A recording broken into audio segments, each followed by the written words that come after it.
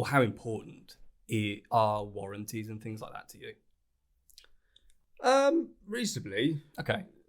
I think, you know, particularly with products that are quite expensive. So, for instance, we've just fitted a load of hand dryers on a project. Right. And the client wanted quality. So we went with Dyson, Mm-hmm. a good quality product.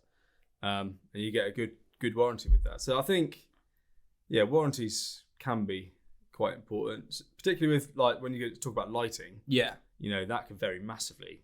Right. You know, from 1 year, you know, or 7-year warranty with 2 years on-site warranty on top of that as well. So Okay. they vary massively from different manufacturers. So yeah, that can definitely play a factor, but more for the client's sake, I would have thought, than mine. Yeah. But yeah, I think it's definitely a big factor when selecting certain products. Yeah. Okay.